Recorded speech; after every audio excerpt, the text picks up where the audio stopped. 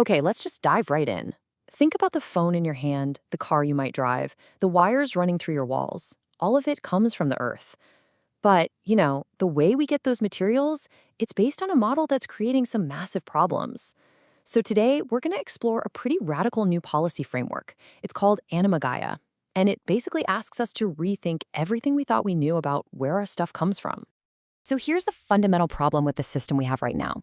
It's built to fragment responsibility. We dig something up in one country, we process it in another where the laws are maybe a little looser, and then we consume it in a third. And the result of that whole shell game is what you see here. We create these sacrifice zones. These are places, communities, that are conveniently out of sight, and they end up bearing the true environmental and social cost of all the things we use. But what if we could design a system that wasn't based on hiding the harm, but on actually preventing it from the get-go? What if we built something grounded in justice, in resilience, and honestly in a totally different kind of relationship with the planet? Well, that's the big promise of Anima Gaia. Now, to really get this policy, you have to understand its heart. And the heart of Anima Gaia isn't some spreadsheet or a dry legal document. It's a story. It's a creation myth that tries to define our place in the world and what our responsibilities really are. So the story doesn't kick off with a command or some big act of power or violence. It starts with a relationship. It starts with a yearning for connection. This isn't about dominion. It's not about control. It's about a universe that was literally born from an embrace. And that, right there, is the foundational idea for everything that follows. So from that embrace, you get the planet itself, called Gaia Heart, and the life force that's in it, Anima Vita. And they're not separate things. They're seen as these twin presences in a constant, loving relationship. So every single organism, every river, every mountain is just an expression of this incredible bond between the world and the will to live within it.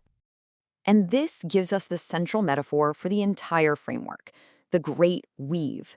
It's this powerful idea that nothing is separate, we're all just threads in one single interconnected tapestry. And if you harm one part of that weave, one ecosystem, one community, you inevitably weaken the entire thing. So where do we fit into all this? Well, in this story, humans have this really special and kind of heavy role. We're called those who can choose.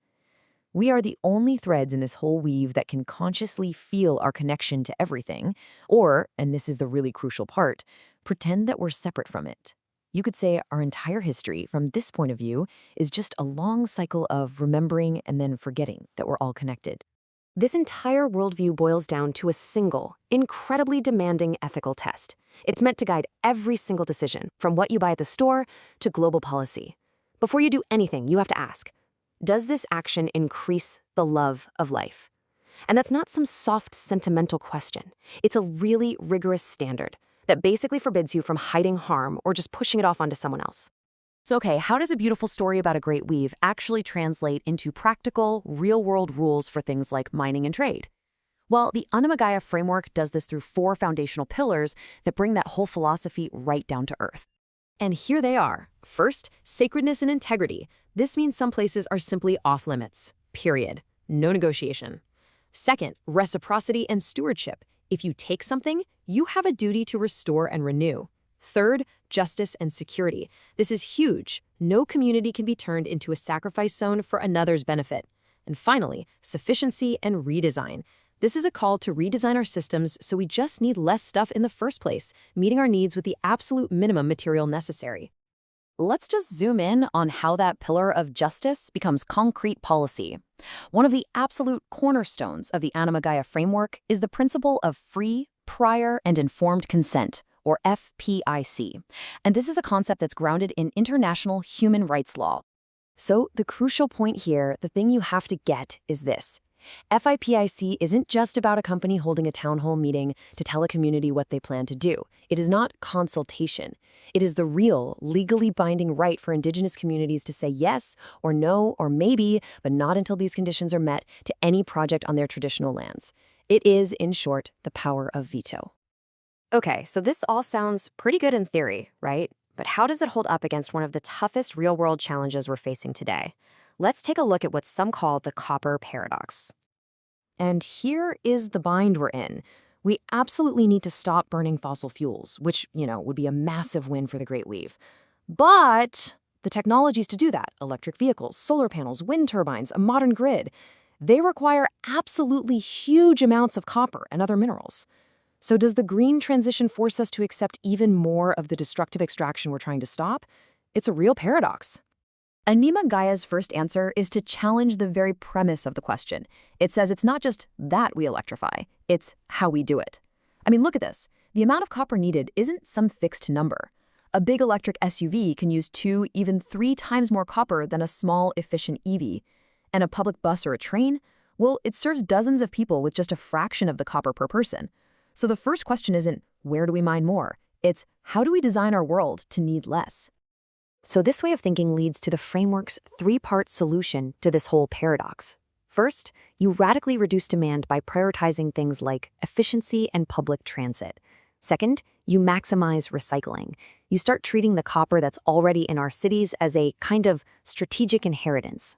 And third, only as a total last resort. You permit new extraction, but under the absolute strictest rules, with all the processing happening right there, on shore, where environmental and labor standards can actually be enforced. Now, I want to be really clear. This is not an anti-mining framework. It's a framework that treats new extraction like you would treat serious surgery on the earth. It's something you only do when it is absolutely necessary, after you've exhausted all the less invasive options, and you do it with the utmost care and planning. As you can probably guess, adopting a framework like this requires a pretty fundamental shift. We're not just talking about changing our policies, we're talking about changing how we measure success itself. This comparison just lays out the paradigm shift perfectly. Our current model, it's all about maximizing GDP and profit, and it often does that by pushing costs onto somebody else. The Anima Gaia model, on the other hand, shifts the goal completely. It's about maintaining the essential material flows for society while making sure we have resilience and justice. Profit isn't the main goal, it's an outcome that's only allowed if it reinforces the health of the entire system. You know, the framework puts it in this incredibly powerful way. An economy that grows by externalizing costs is not prosperous, it is insolvent. In other words, an economy that looks good on paper only because its debts are being paid by poisoned rivers or by future generations isn't actually successful. It's bankrupt. So instead of just measuring GDP, this framework tells us to start measuring what actually matters for long-term flourishing. It totally changes the questions we ask. Instead of asking, how fast did we grow, we're now asking, how secure is our access to the materials we truly need? Are we measurably reducing harm across the product's entire life? And are the jobs we're creating actually providing stable, dignified lives for people? And that brings us right back to where we started. The Anima Gaia framework is, without a doubt, incredibly ambitious. But its argument is that our current path of just hiding harm and hoping for the best isn't just wrong, it's also dangerously fragile. So it leaves us with one single provocative test for everything we do. Does it strengthen the Great Weave? Does it increase the love of life?